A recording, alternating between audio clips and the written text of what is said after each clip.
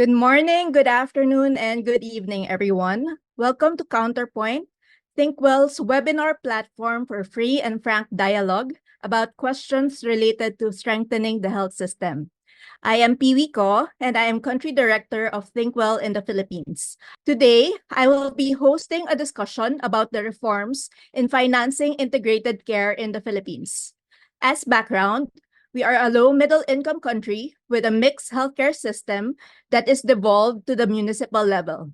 In 2019, the country enacted the Universal Healthcare Law to legislate a broad set of reforms covering health financing functions, service delivery arrangements, and governance structures. These reforms aim to ensure equitable and quality access to health services for all Filipinos.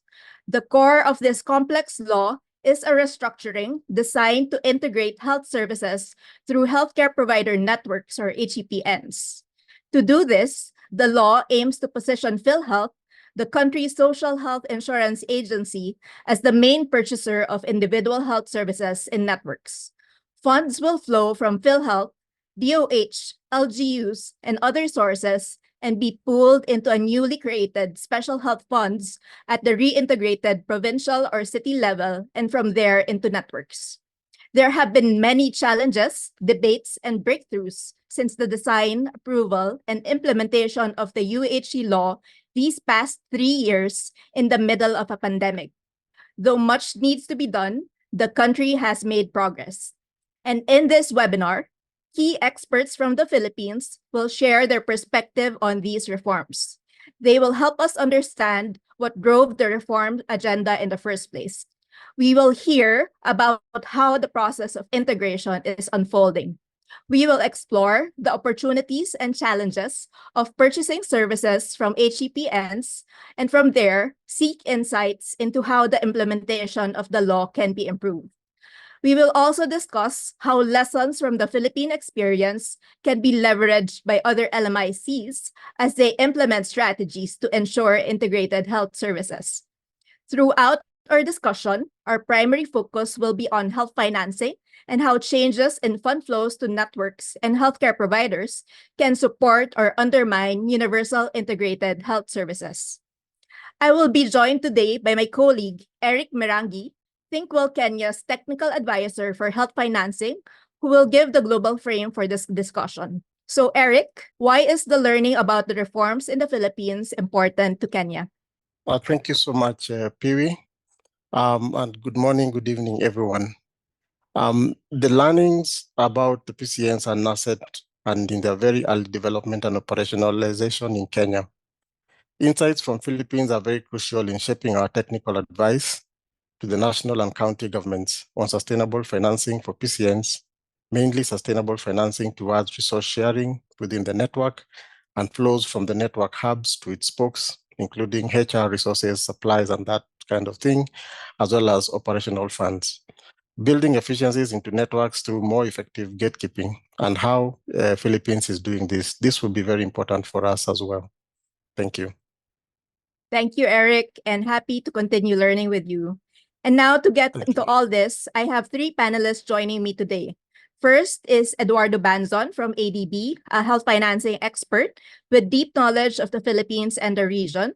He will share his perspective on how the Philippines is purchasing integrated health services as compared to other regional experience.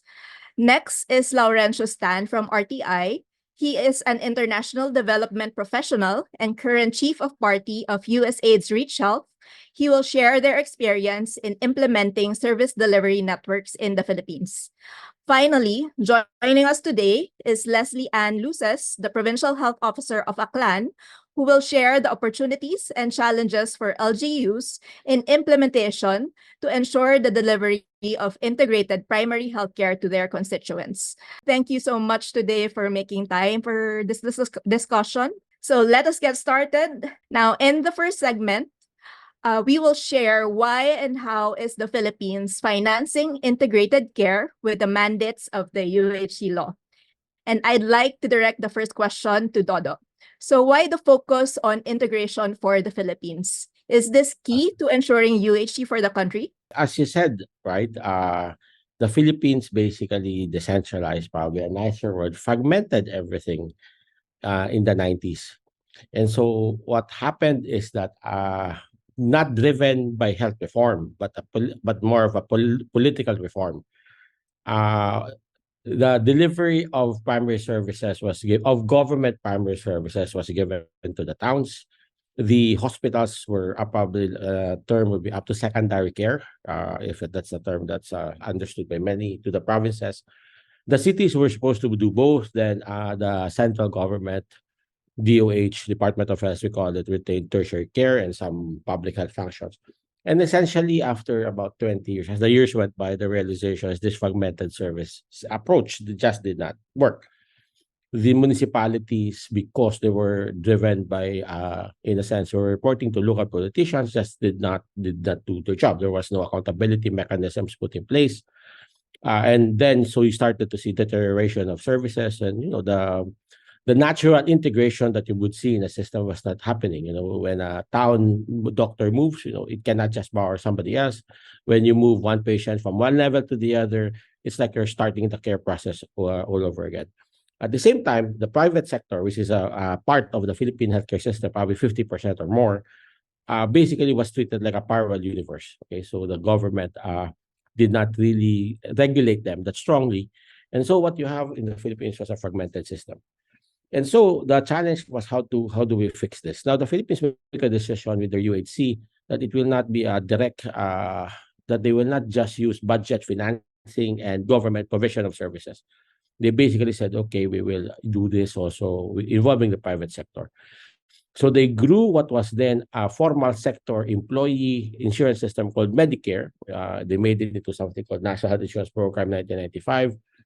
Still focused on the formal sector, but eventually became sort of the national health insurance. It's like a universal health insurance, and that's a big part of the 2019 law. So stop using social health insurance when you describe it, because half of the population is being brought into the system by government subsidy. So instead of government budget going to the supply side, it goes to the demand side. So as part of the reform, as they say, okay, we will now have providers, public and private, then everybody's now covered by health insurance. They try to now use the reform in 2019 to see whether you could use financing to make the services more integrated. In the process of getting the law passed, even attempted to sort of re-centralize to the provincial level.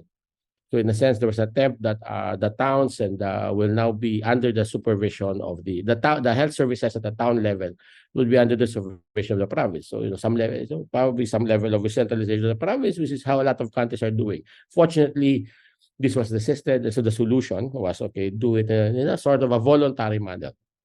So the approach was, since it could not be mandated on the supply side, you basically use the financing now that's coming from the National Health Insurance, call it PHIC or Philippine Health Insurance Corporation, and try to incentivize or basically nudge everyone to work together. And so this is how it eventually evolved. Now, of course, the problem is that it's actually a brilliant solution. Okay, the special health fund basically creates a virtuous cycle. What all of the payment that's being made by PHIC to the providers of local government units, the towns and the provinces, will be retained in the fund. Sort of, you could start using it over it doesn't go to the general fund of the municipalities, which is what's happening now. And so in a sense, you start, and then once you start having this fund, then you start to resolve other concerns, including the budget that's coming from the local governments. There's still a lot of work that needs to be done, but I think there's a direction that the Philippines is trying to solve.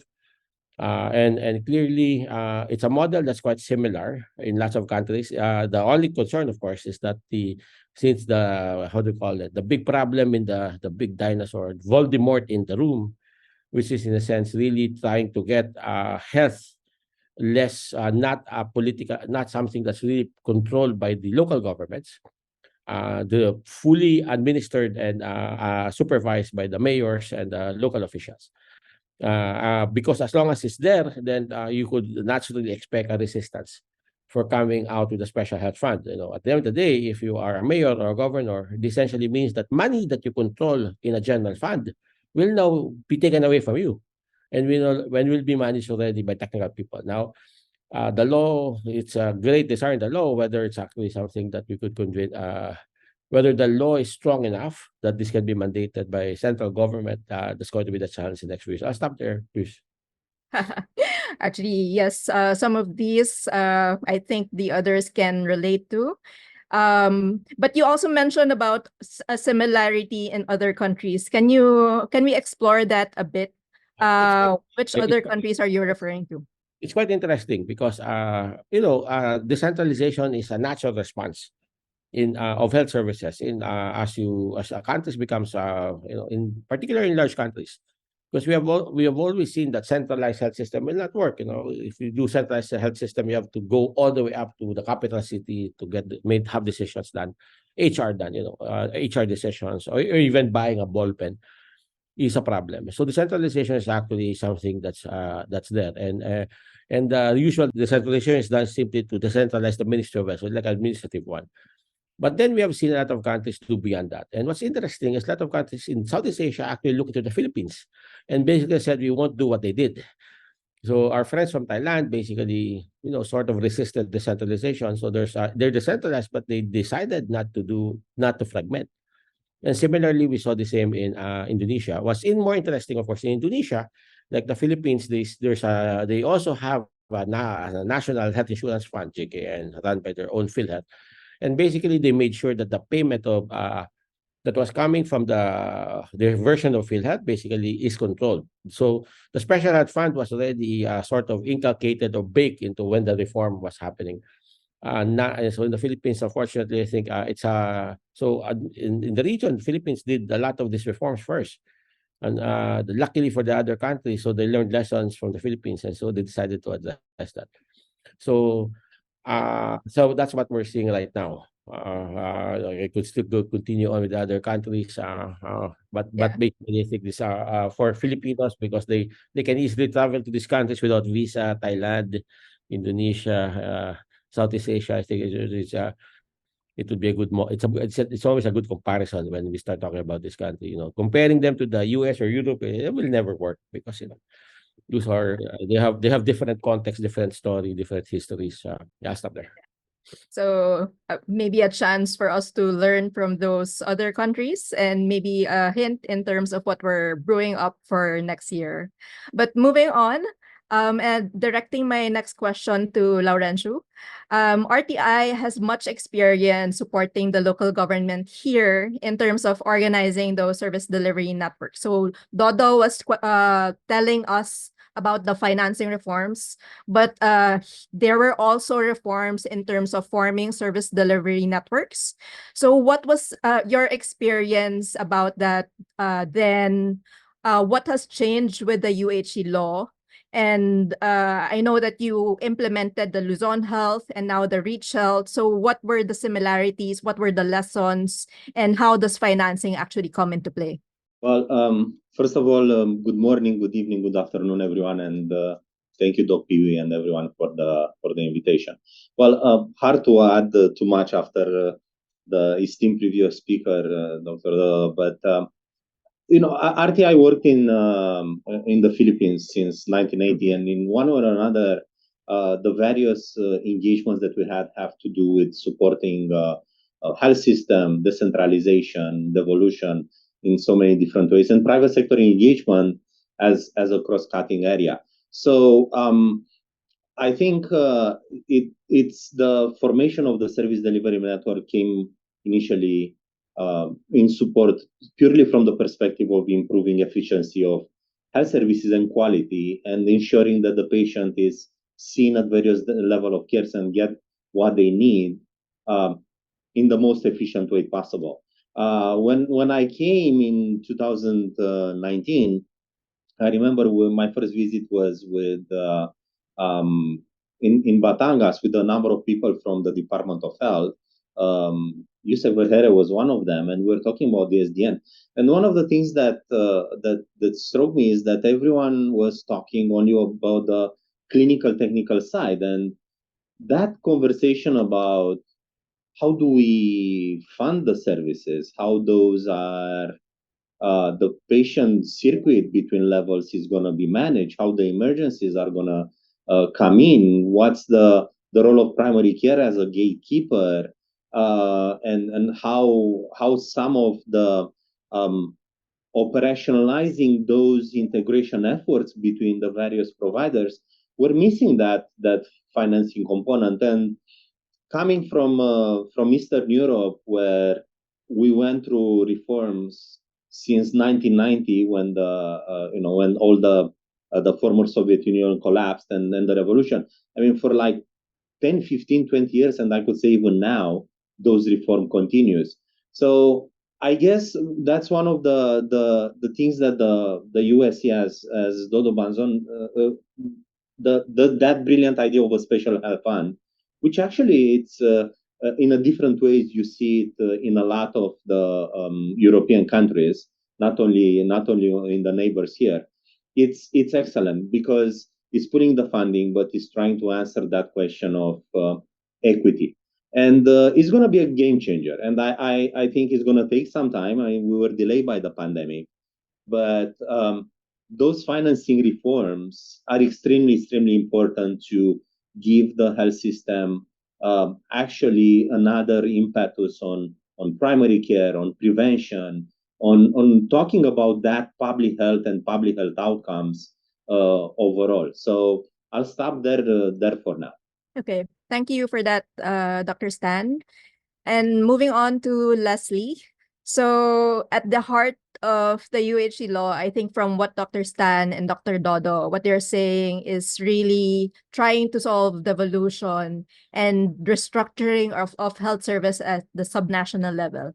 But at the same time, it creates some sort of tension with the LGU code. So what was your experience in terms of trying to implement the law? Did all of your stakeholders actually agree with the reforms of the UHC law at the beginning? And how did you manage those conversations? Yes, Doc Peewee. First of all, good evening, good afternoon, and good morning to everyone listening to this forum, and also to my fellow panelists, Sir Dodo and Laurentiu. Well, it's been since the beginning. Our health system here in our country has been very fragmented. The preventive and the curative care is managed by different structures of the government.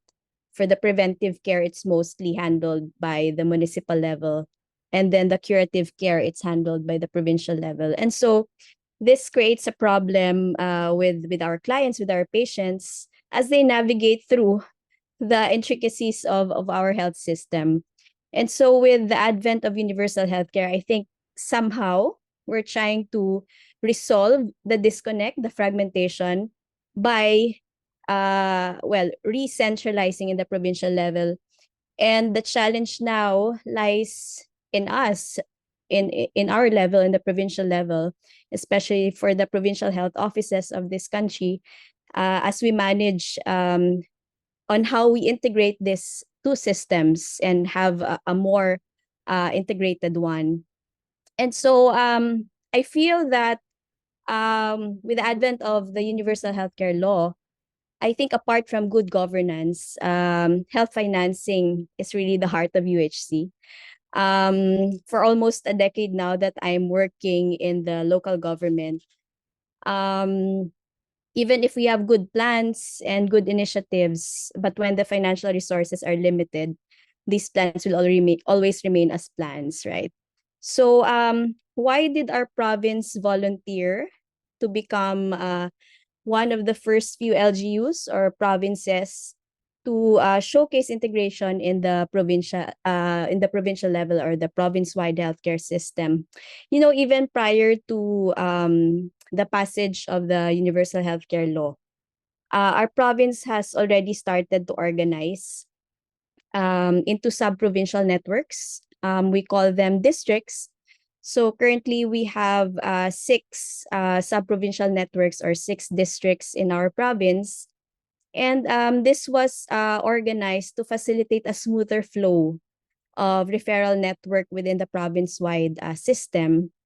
And since every district has a unique health priority, Each district will have their own health plans, and they will be managing also their own district fund.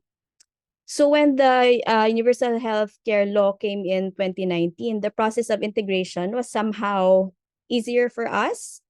And our mayors and our good governor somehow is very supportive of it, despite the differences in their political views. We're glad that in our province, somehow they united in terms of making sure that our healthcare system works. Currently, they already signed a memorandum of agreement as to supporting the integration of the province-wide system. And when the opportunity came for a province to be one of the pilot site and to showcase integration, they were all up for the challenge. I think they were all very amenable to the provisions and the reforms of the UHC. I think the only concern really for them was in the area of health financing. With the pooling of funds into the special health fund, they have concerns as to how it will be utilized and financed and managed. And since the benefits of being a pilot site is that the PhilHealth funds will already be pooled or front-loaded to the province at the start of the year, this is actually a huge help for us to finance our health reforms, because funds will already be coming in before at the start of the year. And so compared before that we have to spend first and then we get reimbursed, by next year, the changes will be that funds will already be coming in at the start of the year, and we'll be able to plan ahead of time as to how to utilize these funds. And we will have less problems, of course, as to allocating these resources as to in proper use. So I think health financing plays a big role, and this area is really the challenging area for us in the province. Okay. And I like that you highlight that there's a need to ensure the cohesiveness of the payment with the system of the LGU. And you're mentioning that front-loading the fund is an important incentive for you guys as well. And Yes. so it made it easier for your other constituents to see the value of the special health fund. Okay. And with that, actually, I'd like to raise some of the questions already in the chat box. A couple of them are for Doc Dodo. So Doc Dodo, you mentioned about the SHF as the one that's crucial to ensuring integrated care. But how are PhilHealth's payments changing in response to the formation of these networks? So I think a colleague from Kenya is actually asking this because for them, they're going to the nodal hospital instead of the primary healthcare facility. So how is PhilHealth changing its payment method? I'll probably step back a bit, no? Okay.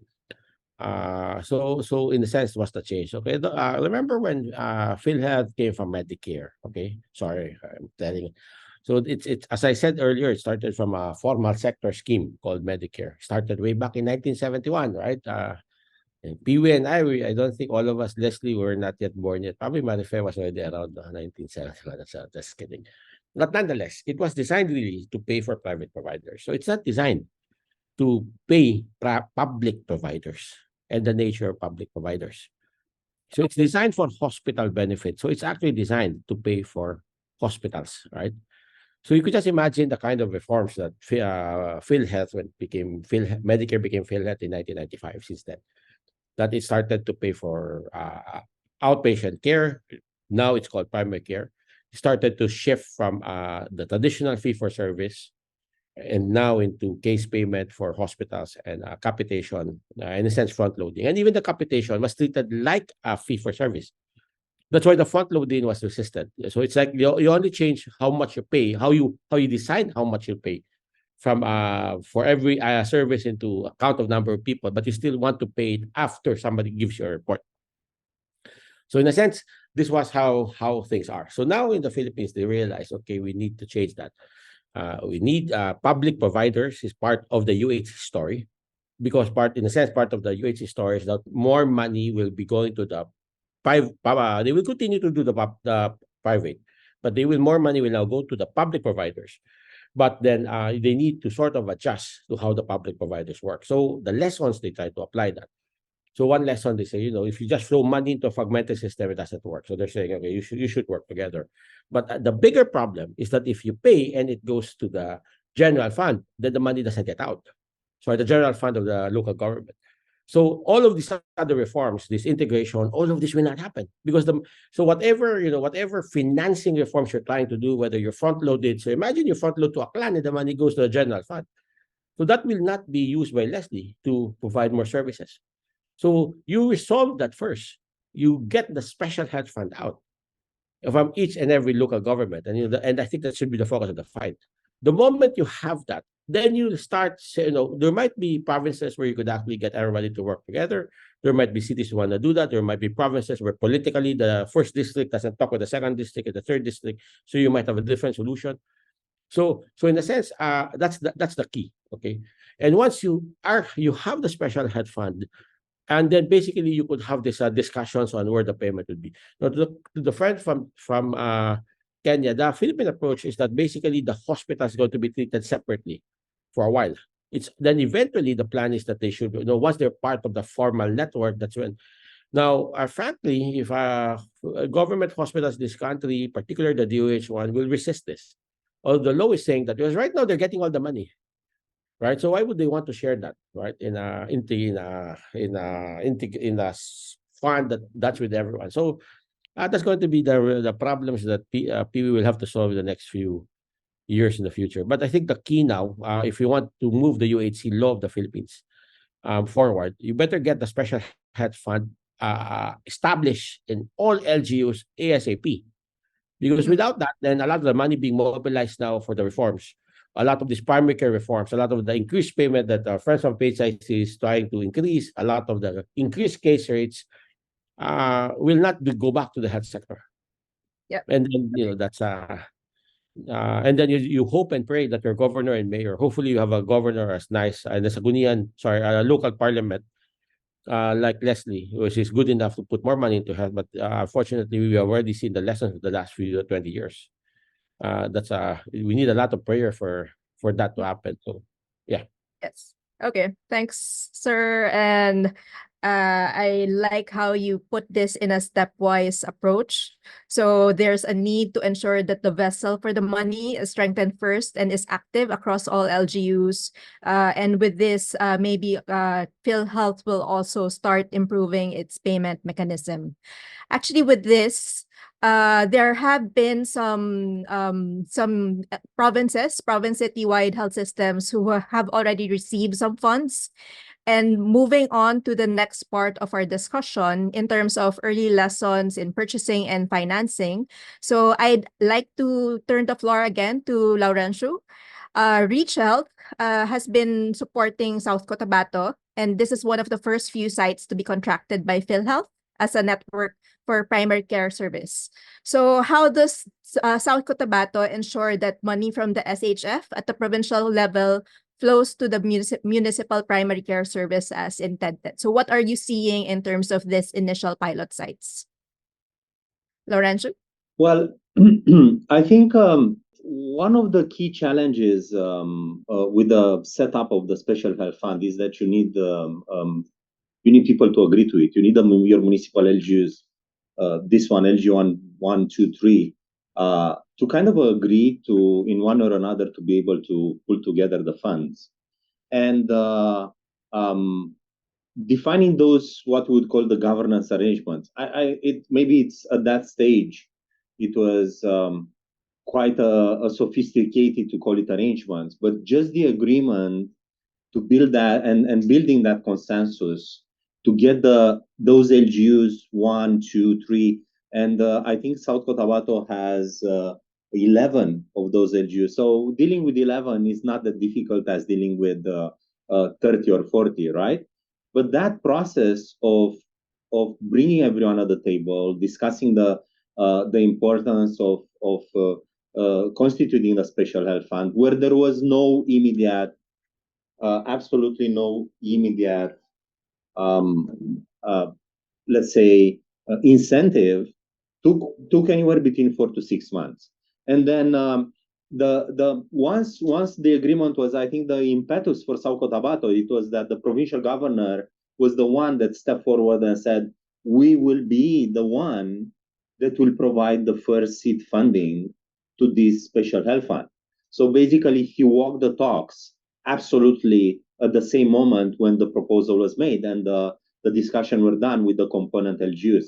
So we see South Coast, it's 1 million, quite a high revenue compared with others, but that component LGUs of 11, it is an important point of conversation because building that consensus around the 11 municipal LGUs is much easier than we'll see for other places where that number is higher. But one of the second part was for South Cotton constituting a special health fund was if you want figuring out how much to pull, let's say, into that special health fund. That provincial counterpart funding that went into the special health fund was an important first step. So the province provided the funding. I can't remember exactly. It was 10 pesos per capita. I have a couple of friends here that are helping me with the exact numbers. And that was in itself, it was an incentive for the municipal LGUs to agree and to participate and to move forward. And walking the talk, it was probably and leading by example. It was very important. Also, a lot of the operational requirements to set up the special health fund actually doesn't really depend on those 11 municipal LGUs. A lot of the operational, the policies, the actual setting it up, opening the fund, and making it work, it's in the hands of that level of the province. So while they need a consensus to be able to constitute and operate eventually the fund when the money comes in, actually making it happen and making it work and having it, it's really in the hands of the province. Doesn't depend of the municipal LGUs, although the municipal LGUs at the end of the day, they need to agree to be part of it and move it forward. And it can start, I mean, to Dodo's point, that it can start even if the municipal LGUs doesn't really believe in it because they don't need to pull funds immediately. The fund can be supported and can move forward with the initial investment done either by PhilHealth through the capitation or through the DOH grants. And I saw a question about the DOH grants, and I think we can do a separate, let's say, webinar to talk about what are the rules and how can those be flexible. Just one point, while Sao Cotabato seems to be moving on setting up the special health fund, some people will say smoothly because they're one of the first, together with your distinguished guests, to set it up and to start making it work. Leslie Ann mentioned the front loading. For me, I would say the front loading was extremely important, but the fact that meant additional funding upfront.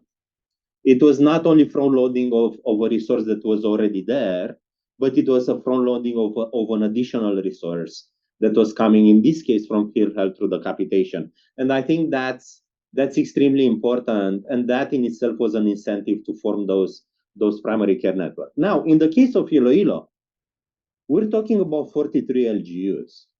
So building that consensus amongst the 43 LGUs and considering the size and probably a lower homogeneity of the province, right? It's probably not that easy to constitute one special health fund, and one variation can be there once those PCPNs start to be informed at the, let's say, sub-regional level, let's say South, Central, North, and so on. one idea, which I don't think the USC law is against it, doesn't mention it word by word, is to actually have those fund pooling instead of having one special health fund at the one at the regional level, to have special health funds that are dealing with the PCPNs initially, but then with the sub-regional SCPNs. And probably that will allow a smaller number of component LGUs. That red dot, the national government funds and especially the field health, would basically go to these sub-provincial special health funds.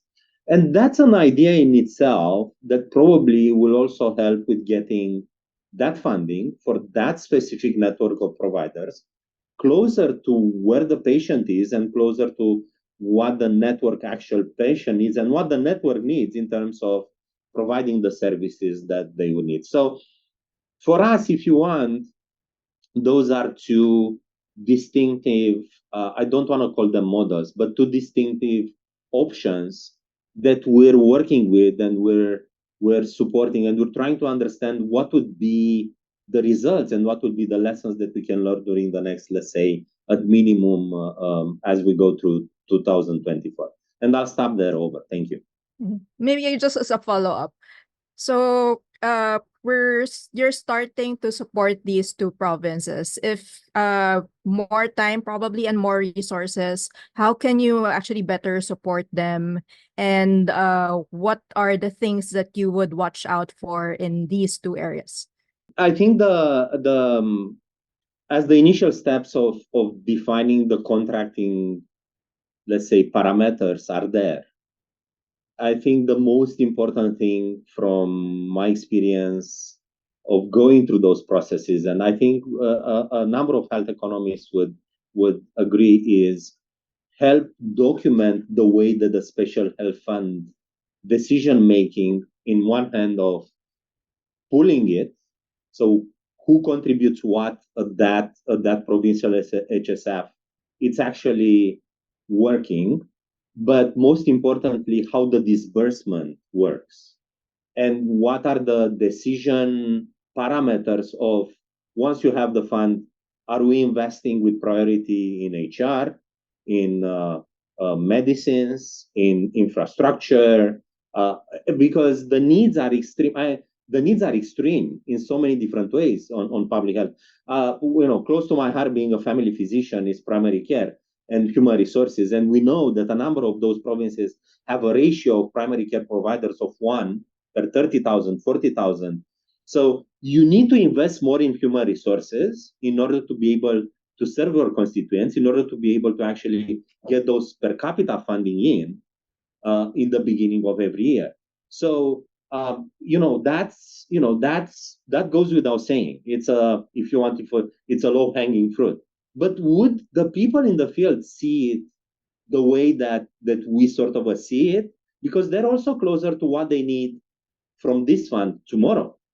And we know that there is a lack of medicine, and although field health is working on it, DOH, and we're having plans for the future, pooled procurement, it's one of the things that we need to look at, because I think if we look at what are the centralization gains that will give from the pool fund, is that we can do a pool procurement at the provincial level. And that could be the case for both South Cotabato and Iloilo, because there is a huge economy of scale if the province is able to do the pool procurement and provide the medicines through various mechanisms. Doesn't necessarily have to be buy, do, store, distribute. You can do the pool procurement, but engage the private sector and the vibrant pharmacies that exist and operates throughout those provinces.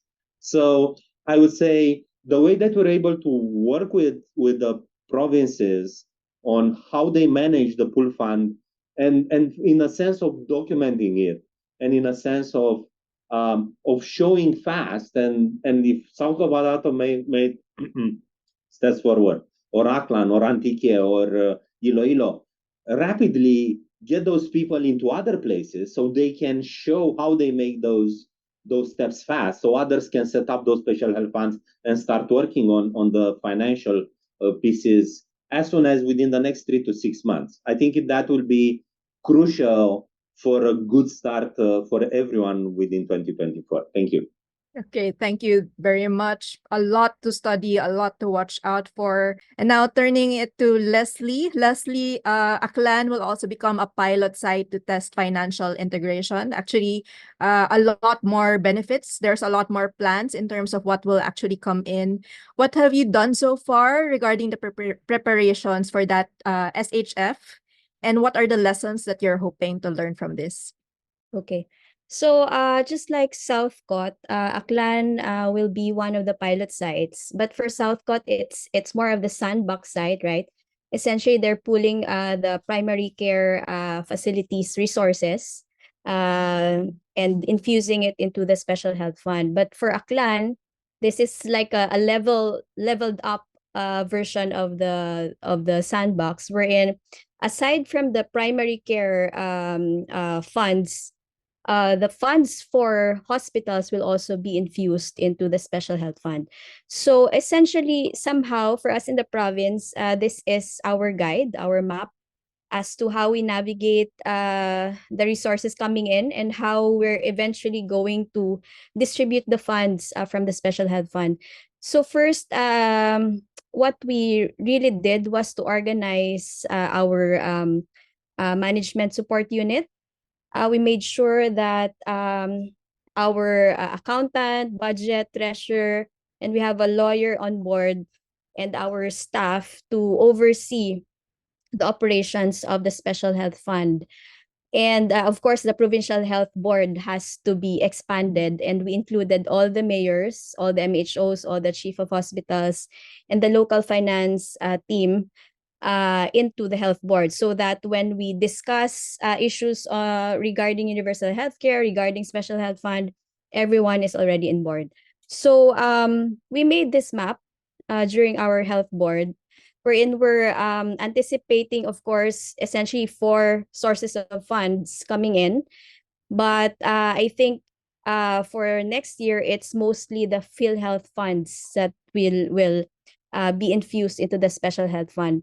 But prior to us being selected as a pilot site for the HCPN, we were toying of the idea that instead of making this just an optional, right? The provincial budget for health is an optional mechanism that you can put in your special health fund, but we made it somehow obligatory for us, for our LGU, for our municipality and our province, wherein we will be putting in 1% of our provincial development fund and 1% of the municipal development fund for our 17 municipalities.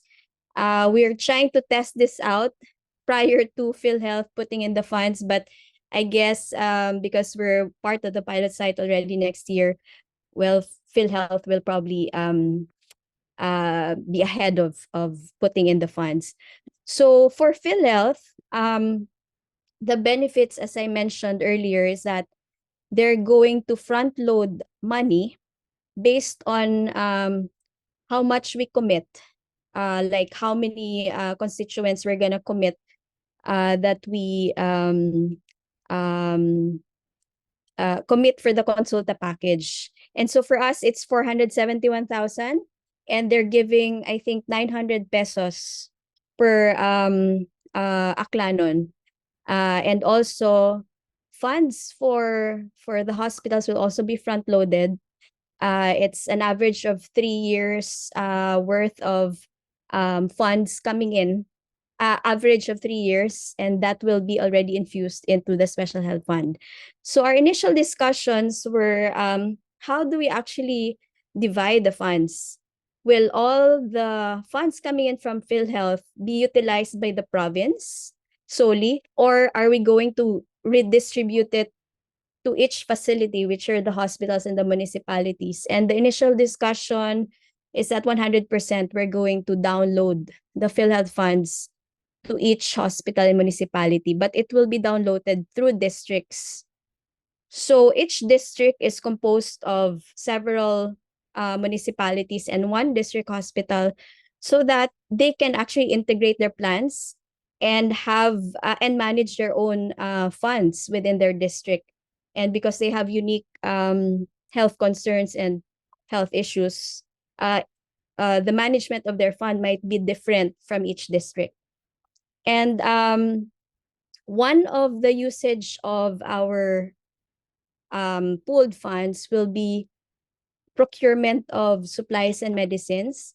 So we are organizing district consignment systems, wherein each district will have their consignment team that they can already procure ahead of time their medicines using the special health fund coming from PhilHealth. So these are the structures that we are trying to prepare ahead of time before we venture into the partnership with the PhilHealth through the HCPN. And we're also finalizing as to how we actually download the funds, the utilization, how much of the PhilHealth money will go to the operational cost, how much will it go to incentives for the for the health workers, and how much will go into the operations of the provincial health board. So these things are very important before we actually start off the engagement with the HCPN network. And these are difficult times for us because we are venturing into the unknown. And as what Laurentiu mentioned earlier, it's very important also to look into other structures, other provinces, other countries actually who are doing pooling of their funds, so that we can prepare well. Because by next year, funds are coming in. And if we are not prepared as to managing the fund, it will actually be a disaster. Yeah.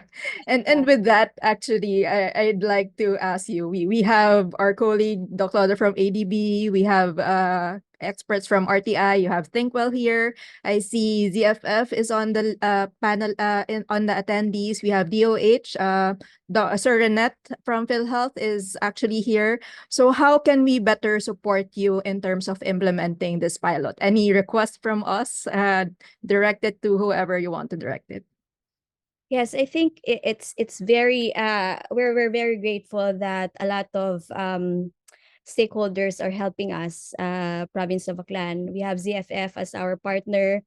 PhilHealth has been very on board. In fact, just this Monday and Tuesday they're here. DOH was also here to help us out with the initiation of this HCPN network.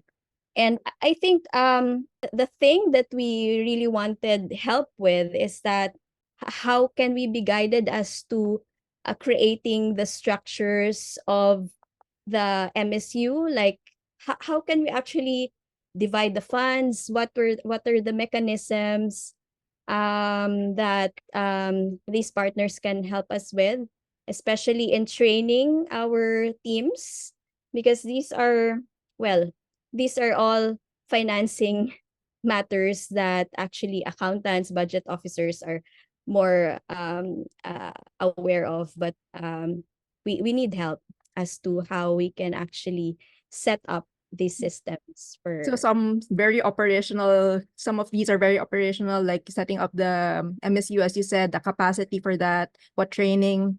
So anyway, taking note of that. And let's see what will come in 2020. So Leslie, will the meeting be in the municipality of Malay? Hi, There's a nice island there called Boracay. No. Seriously. Okay, look. Within the Philippines, there's already models for this, right? Because if you stop looking at this as something weird, and sometimes people keep on focused on the integration as if it's the key part. So you're capturing it's the integration, it's the fund. Okay, and what will you use the fund? How do you put money into the fund? So probably there's something you're missing. You better resolve HR, right? How will all the health workers, this is a plantili position, you cannot transfer their funding to the fund. So If it's going to be retained at the budget the way they're being paid, that would be great because that's more money. Now, there is within the Department of Health family 4 hospitals called GOCC hospitals that basically only get a lump sum, right? A global budget, if you want to call it. Then they earn that money, and it actually goes into an independent fund, okay, that they manage. Of course, one of the strengths of the special health fund that people sometimes forget is that if this is a general fund, then you keep it even if you don't spend it. This is your problem with budget, because the budget, as we all know, if you don't spend it, then you give it away. You have to return it to whoever gave you the budget.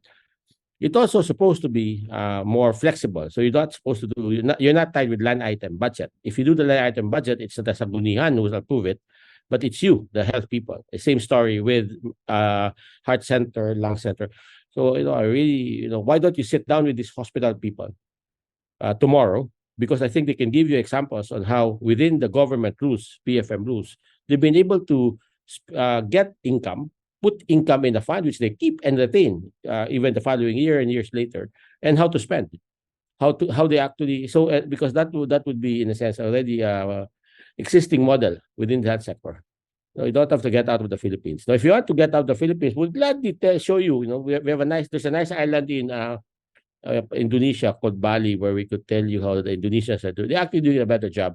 But I think the better solutions will bring the Indonesians here to Manila, so they could give examples on how it's done. And as I said, for me, among the countries we have seen that has the most commonality between Filipinos with the Philippine system is Indonesia. Their insurance is like PhilHealth. They actually say that they learned from PhilHealth, including the mistakes. The way they decentralize is also like the Philippines, but they also did not over decentralize because they learned from the Philippine mistakes. And the problem is that you always complain about politicians being difficult, about all of that. It's also there, It's not as if you start talking about how Sweden and the Scandinavian countries do their subnational transfers and all that. Different story, different context. But here, this is a country that's actually a very good example. So we can convene that and have that sharing of experiences. But I think at the end of the day, what needs to happen is what you're doing, Leslie. Just do it. Okay. Look, this SHF is not a 2019 creation. It's not as if it was only taught when the 2019 law was passed. This was something that has been, people have been struggling. This used to be called just the trust fund. This used to be called LGU ordinance, creating a trust fund so that the payment for TB and the OPB goes there. Okay. This used to be the economic enterprise solution that did not work. So now because part of the problem is because there was supposed to be no national legislation that was being used, So your local politician was just saying, no, it's not allowed. Now you have a law. So now, and if you're gonna have your special health fund tomorrow, and I hope that other LGUs will start doing it, local government units will start doing it without looking for perfect solutions of then we could solve the other problems on how it will be spent. So looking forward to visit you, Leslie, in Malay. Kalibo, Ilonggo ko. So I would love magdugay na kuya kadto sa Aklan mo. So nagmas namit ang batsoy sa Aklan ko sa So looking forward na makadto ko sa Aklan. Mabisita na kamo namon. Yeah. But I think, Doc, you're also mentioning a possible learning from the hospitals, from the tertiary hospitals, possible a visit to Bali. Even all this talk about global budget, like that, the Philippine people here, you start to recreate global budget as if it's something from scratch. You have existing models. We sometimes forget about existing models. That's already there. And nobody, I haven't heard anybody talk about studying, for example, Bukidnon, who did integration much ahead before. Okay, it's not perfect, but the solution was a provincial-led approach. Of course, the town started getting angry, but still, sometimes I'm missing out why this is not part of the discussion. But actually, just the next question is for you. Okay. I mean, we're still going to pilot and test, but at the same time, I think you're already pushing that there are things that needs to be scaled up. So what needs to be pilot and tested, and what needs to be scaled up? And at the same time, you're mentioning lessons from before. So I think maybe a lot of us are forgetting about that. So we probably need to sit down and collate and have this on hand because these are 80 provinces and many cities that we have to guide in terms of the SHF. So what needs to be scaled up, what needs to be tested and piloted? Okay. So if you ask me, okay, for me the biggest the money going to the HSF is being solved already by PhilHealth, right? They should just stop arguing among themselves about what is the different consulta plus two plus three plus four. They should start having consulta minus, so it will finally be resolved, right? No, but but they know what they're talking about, right? They're basically saying we need to front load, and there's a question about whether front loading is bad.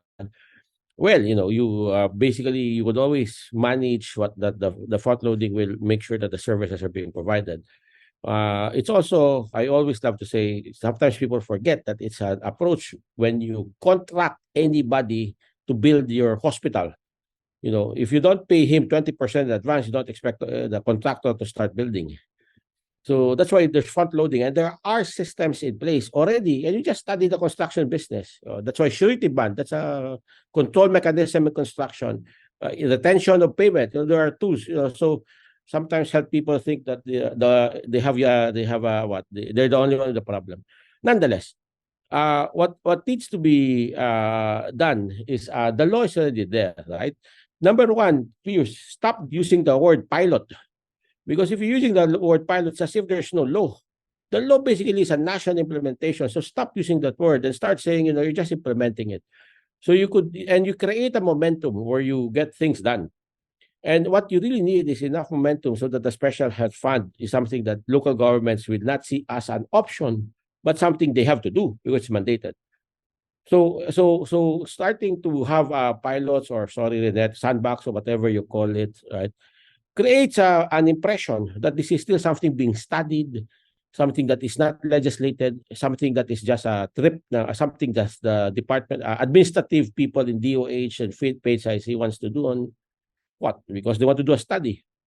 So I think context, optics, this should to be addressed. This is a law for the last 3 years.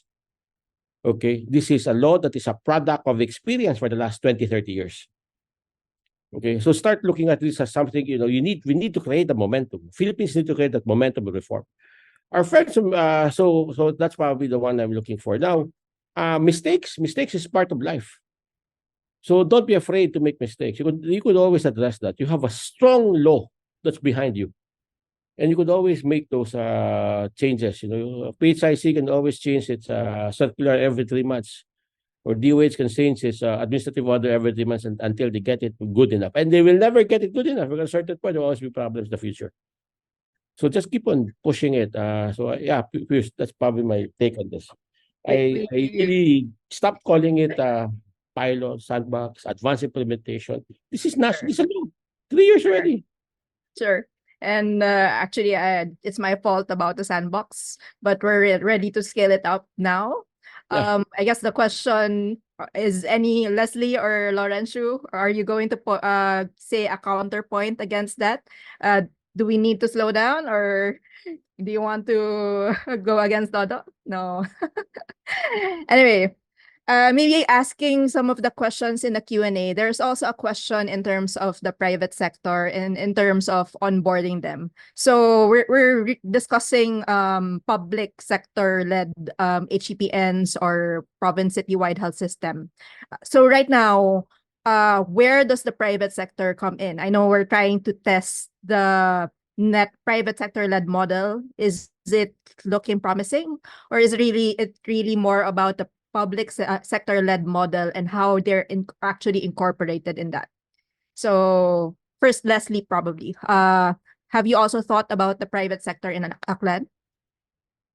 Yes, definitely, because all the services cannot, health services cannot be given by the public sector. Say, for example, our primary care facilities lack pharmacies, or some are still in the process of constructing their laboratories. So we have to actually contract out, or we have to create a memorandum of agreements with pharmacies, with laboratories, with diagnostic facilities, And also specialty services, such as we have to contract out also specialists such as cardiologists or even surgeons for our primary care network to work. So our initial discussions, say for example with the PhilHealth Gamot, we've discussed this with PhilHealth a few days ago, and as to the mechanism in engaging facilities for PhilHealth Gamot.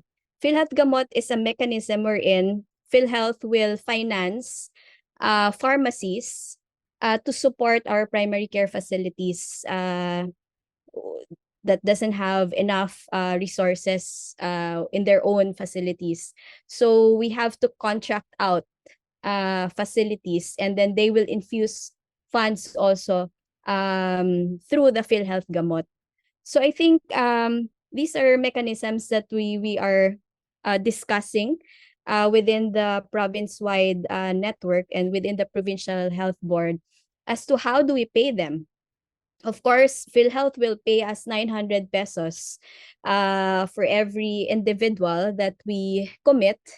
But how much of the 900 are we going to shell out for the laboratories, for the diagnostic services, and the pharmacies that we're going to be engaging with? So definitely there will be public-private partnerships that we will be venturing on, but as to how and the mechanism, these are things that we are still discussing. Laurentiu, what are you seeing in your LGUs in terms of the private sector? I mean, certainly there is an increased interest in engaging private sector. I think that comes from the requirements of PhilHealth to accredit the Consulta package and so on. So I think everyone wanted to do that fast, and it was a natural orientation towards identifying which are the services that can be provided faster through the private sector engagement. But that was, I think, going a little bit more scientific on what are the needs that the private sector can fulfill. It's a big question, and only if you look at the 50% that Dodo mentioned earlier. Planning for the best service provision that will come together between public and private is not going to happen overnight. And I think this is where, while it's easy to talk being in Leslian position or in Doc Babe's in Southcote position to say, okay, let's just go do it. I understand that their position, we need more guidance and so on, but in the same time, I think no one will give you the answer of what's 9,000 is going to be allocated for. I would say, take it, go do it first come, first serve, as long as you stay within the parameters that COA and that 9,000 says, and then learn from it. See, if you see that 80% goes into medicines, that probably it's a good learning that 9,000, it's not enough to cover medicines, labs, and so on. If you see that the 9,000 goes just fly into labs, that probably it's not. So you need those. You need to make it work. I mean, we need to all go at it and learn from it in order to say, how do we manage it moving forward? I think for me, the big question mark, and I challenge directly and indirectly a lot of people on that, is that why the capitation is paid differently between public and private sector. I think that is in itself, it's I don't know if I should call it a disincentive for the public sector or an additional incentive for the private sector, but I think that's one of the things that doesn't really give the best signal in terms of contracting, in terms of equity, and so on and so forth. And in itself, doesn't bring the same playing field when you say, let's bridge the gaps by bringing in public and private together when you have a differentiated contracting level between the same services. So that, I think that part, maybe you, Dr. Peewee, with all that financial hat, can help study more, and we'll be happy to look into it, because I don't think there is any country that pays differentiation on points, on services, on per capita between the same service provider between public and private. Over. Thank you. Okay, thank you. I'd like to raise the first question by Dr. H.K. Dask in terms of outcome indicators. So we came into this, actually, the Philippines has been going strong in terms of health indicators. But for this specific program, what are we actually wanting to achieve? What are the outcomes that that should be monitored? And how should we go about it? Um, Maybe Dr. Stan first, Leslie, then Dr. Banzon. Oh, well, I mean, if are we talking about primary care networks and this impetus to make them work? Because I think there we need to be in sync with the DOH priorities on public health, right? So if we want to monitor and see what's happening is the patient enrollment and the first patient encounter, what's the proportion there? We need to look at that on a rolling basis. We need to look at the immunization coverage. Those are important things that we strive for from a public health perspective. So those are only two examples that just comes to mind, and I think there is a wealth of other experiences. I think just looking at how Indonesia and even Thailand is looking at the metrics to evaluate the performance of primary healthcare would be an added starting point. I think looking also at the differentiation of services between age groups. And we go into that conversation of what are the services that are required in terms of, let's say, more prevention for higher age groups, right? So you need a certain level of first patient encounter for a 25 years old, which probably will just come in, say, hey, I'm okay, you spend 3 minutes, 5 minutes, done. Then someone that is close to 50 or 60 and so on, when you have a total differentiation of potential morbidities and your preventive care and that first patient encounter means more time, more tests probably needed, more patient engagement, not only from the primary care provider, but all the associated services that comes in. So trying to have some of those metrics in the beginnings, it will be important. Over. Thank you. Leslie, how about you? In your province, what are you specifically looking at in terms of outcomes? Well, at the end of the day, we really wanted to have better health outcomes, right? Maternal health indicators, our non-com indicators, our infectious indicators. But what we're fixing here is the system, right? So what indicators of the system are we looking at? So for financing, I think, is there improvement as to the out-of-pocket expenses of people in Aklan? I mean, if we're talking about financing all the public services in our primary care facilities. So if they have access to all these services, essentially they would have less out-of-pocket expense, right? And even in their inpatient care, if they're admitted in the hospital and we're financing already majority of our hospital services, essentially out-of-pocket expenses will also go down. And also the gatekeeping mechanism, wherein this system is also fixing as to how the patient will be navigated within the network. So if you need primary care services, essentially you have to be gatekept in the primary care facilities and not go directly into the hospitals, right? Which is what's happening now.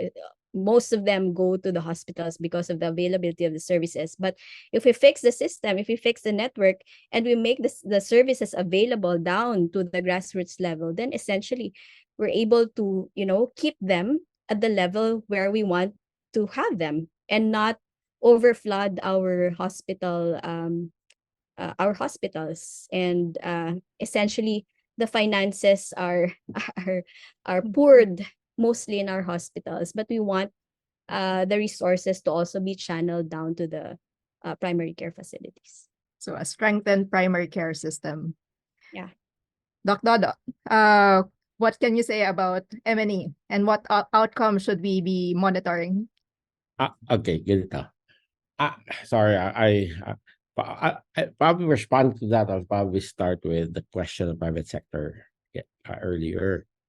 And it's quite funny sometimes that we talk about private sector when nobody knows what they are. Okay, the Department of Health, the health sector has done a bad job on understanding who the private sector is. I would love to give Leslie a profile of everybody in the hospitals in the clan, how much they're making, who are the doctors, the private sectors, the pharma, how much the income. It's like ano, because with that, she can start doing things. The UHC law has enough provisions on what we can do with the private sector. From 10% of beds in government hospitals should be no balance billing. We're imposing co-payments. From price control for drugs. From getting the private health insurance to work in paid sides. There's a lot of provisions that's already there. Why is it not happening? Because frankly, nobody has really have a full handle on who the private sector is. Our information is very descriptive, right? And this is not the kind of information that would work for Leslie. So you better have an M&E system that can track that. Okay. Now, with what is the outcome that you want? This is quite interesting. Let's not forget what the UHC law is telling us. There should be an annual UHC annual survey, right? So from a survey perspective, the law mandates government to basically do an annual survey where you could include the family income expenditure survey that will lead you to your catastrophic out-of-pocket studies. Facility, this a lot of information could be there. So who's talking about that? Is this just in a bureau in DOH? Or is this something that everybody should be championing, including development partners? Because the law is already there. And it's not as if the technology is difficult to do an annual UHC survey where you have all the tools in our hands right now. So the first thing we need to do is fix the survey ability. And if we do that, then we could just, you pick your indicator. All the development partners can have his favorite indicator, and that can be captured, right? And we don't have to fight who's indicator. And then you just resolve, government can resolve, DOH can resolve, PCIs can resolve what they want to follow and trend. So we need a better job on that. The second is sometimes we forget. One of the great things that this the consulta. Okay, so consulta plus is equivalent to my t-shirt size 4X. So consulta plus. One of the things that's there in the consulta is what?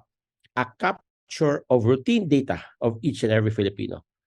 Now, the problem we have with the Philippine government system is that data is captured at the paper, put in an envelope, and goes up into the system in aggregate form. So the individual level capture of information is something people love to talk, EMR, it's a pipe dream. But it's only now that you actually have with the consulta, mandating that each and every Filipino will go into the database. Build on that, work on that, make sure that all of the other interventions, treatment, illnesses, medications is connected to that. You have a great starting point. And it's happening right now because government found the perfect leverage, money. If you do this, you get paid. Once we have that, then the Philippines routine data, administrative data will no longer be questioned, which is being questioned now. A topic of so many debates. What's the right MMR? What's the right vaccination rate? Because routine data, administrative data is different from survey data. Topic of so many papers, right? Even PhilHealth coverage, 72%, sabi ng National Demographic Health Survey. PhilHealth says 95%. Okay, it's because the administrative data is not working right. Now we have an opportunity to do that. Now, DOH is also supposed to do it on their side. So they should just DOH and PSIs talk to one another. And if you also start getting to capture data at the hospital level, individual, not aggregate, then there's just so many indicators we could play with. And you don't have to ask this question, which outcome indicators, because we could actually do all and just pick whatever we want. Okay, so the reform process, the UHC reform process is actually going to give government the opportunity to do a better job. Just make sure that the UHC annual survey is done tomorrow and that DOH opened this up and actually convene a meeting tomorrow to make sure that this is not just a theoretical academic exercise, but actually will really be implemented with all of us here in this, probably in this room. Hopefully ThinkWell can fund it, RTI can fund that, we're a bank, so they have more money than us. And that we start getting and start looking at the PhilHealth, this person being captured in a database at not just a consulta thing, but actually the future. on how administrative data in the Philippines will be captured. Individual level, not aggregate, not in an envelope, but in a database, which can be shared. And we can start talking about EMR as if it's something so cute, but actually something that's happening. Thanks, Doc. And I think with that, very clear steps, I guess, in terms of pushing forward, in terms of how this can be monitored. And I think with the examples here, I think what we're seeing the changes in terms of the fund flow. But I'll turn it over to Eric right now, just in terms of what lessons he has picked up for Kenya. Eric, are you there? Yes, I am, Piri. Thank you very much. Allow me to just say something little about in the recent past that Kenya has passed several UHC laws, including the Primary Healthcare Act, which has anchored primary care networks, or what we call PCNs, as a model for delivering healthcare. While the PCNs discussion has been on for a while, currently only 75 out of 315 expected networks have been established, according to our Ministry of Health. Besides, the established networks are not even fully functional.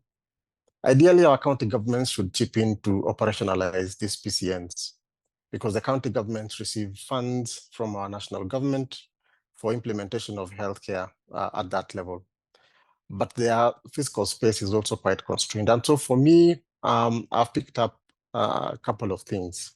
It is interesting to see the sub-provincial facilities and the LGU structures in the Philippines and how similar they are to our PCN structures. Our biggest challenge, just like in the Philippines, is financing of our PCNs. And the idea of pulling funds in the special health fund, like I've had in the Philippines, is a fantastic idea. Our PCN networks or structures do not have internal governance or operational mechanisms to pool their funds.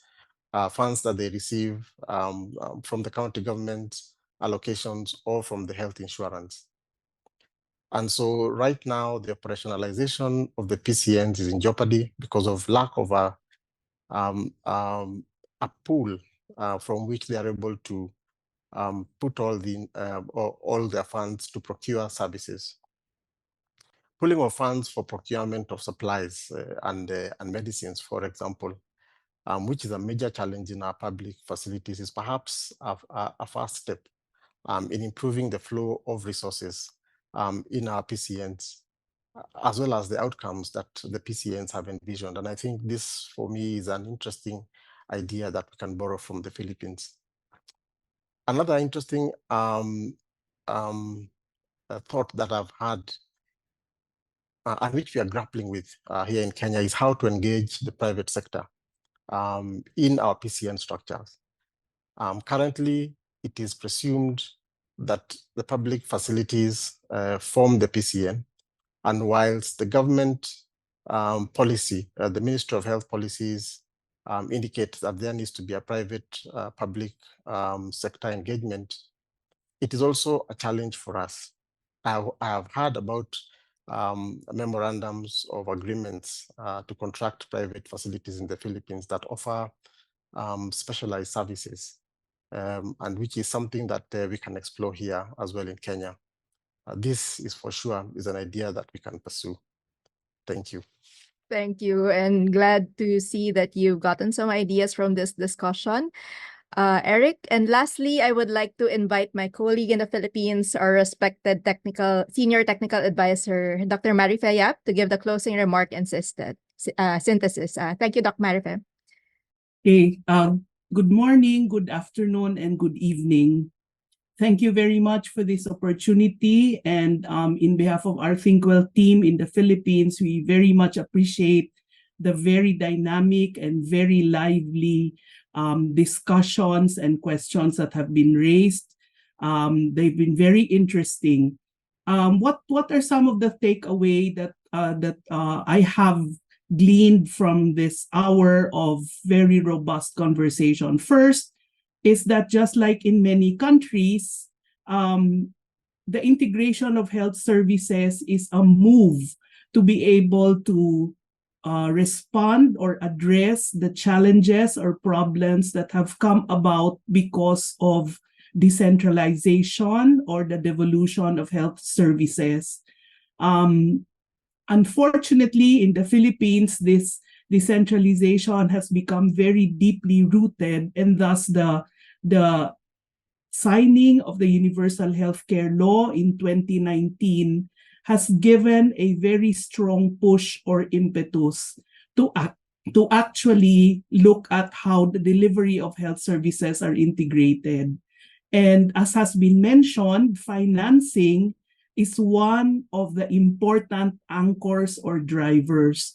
But we also recognize that together with the financing are also the different aspects of integration, such as managerial and technical integration. That is, who's going to manage the so-called special health fund? Is there going to be a buy-in? As you can see, there are many questions in our Q&A that have asked about this, as well as the participation of the private sector.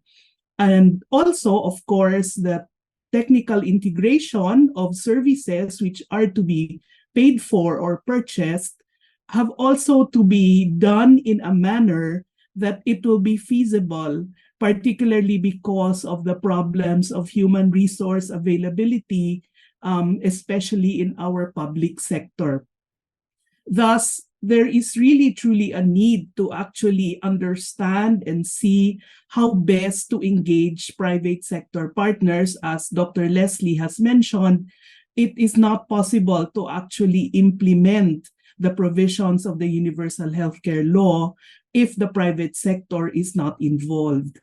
The experiences of our colleagues from RTI through their work in their provinces have shown that there are already a beginning efforts of understanding and moving towards how the government, or at least the local government units, can be further reorganized perhaps or reshaped so that they are better able to deliver the services and make decisions on a pooled funding mechanism. But we have also heard how important the political economy is. We know that there are many varying opinions at the local government unit, and we hope that the funding mechanisms or the funding provisions that are stipulated in the Universal Healthcare Law will start opening the minds and hearts of our political leaders to see how truly important addressing these will be able to allow the delivery and provision of health services to many of the poor and marginalized. The UHC law, as Dr. Dodo Banzon has mentioned, it's all there, what needs to be done. And over the past years, as Dr. Stan has mentioned, we were pushed back a bit because of the pandemic. And therefore, that's why the word that Dr. Dodo hates to hear about things in pilot mode are still being thrown around, because there is lots of hesitancy at the level of the local government units. But again, provinces like Aklan, where Dr. Leslie is our provincial health officer, they are willing to try to see and discuss. And therefore, one important take here, in order to be able to make the financing mechanism work to purchase integrated health services, is really to discuss and bring everyone to the table in a multi-sectoral engagement, where even those who are not in the traditional health system, but who are part of the local government, like accountants and legal consultants, should be there to be able to understand what the implications are. Because after all, the social health insurance scheme still requires that this is driven from a very public sector perspective. And finally, a discussion related to indicators. How do we know? How do we know that we have achieved what we wanted to achieve? And what I heard was that it is important to look at indicators to determine whether we have been able to succeed in delivering primary health care, which is one of the most important pillars that the Philippine Universal Healthcare Law seeks to be able to root and to expand.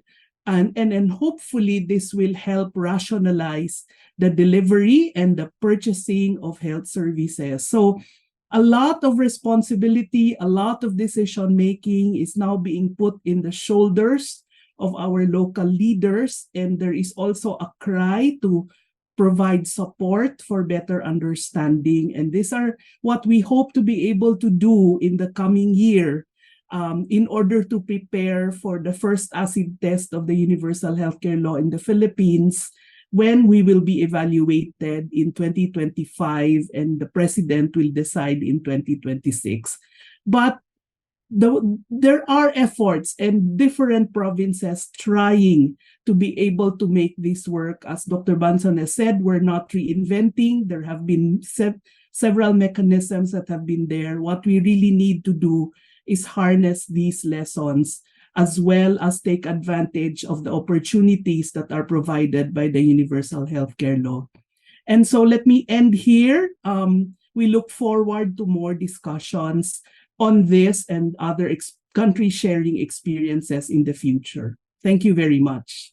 Thank you, Doc Marife, for that very rich synthesis and for the push for us to move forward. And certainly we'll be continuing to spearhead this discussions around the Special Health Fund, around the reforms of the UHC law. And before we close, I want to thank my colleagues for their support. First, our comms team, Caroline Mohan, our comms manager, and Patrick Kilan, our comms intern. So they've set up the recording of this session and they will be sharing it with you all and others who couldn't make it. And secondly, I want to thank our global technical team, Nirmala Ravishankar and Matt Bokshol, for their advice and feedback on the design and flow of the program, and Eric as well for assisting in the global framing for this discussion. To our panelists, again, much thanks to you and your organization. I look forward to continuing to work with you in 2024. And lastly, I want to thank my ThinkWell Philippines colleagues, including Marife Yap, Jala Tambio, and also our colleagues in Region 6, Lena, Camille, and Sayong, for all the support for today's webinar. To our audience, it has been wonderful having you join us in this Counterpoint, and we hope to invite you again to the next one. Goodbye, everyone. Thank you.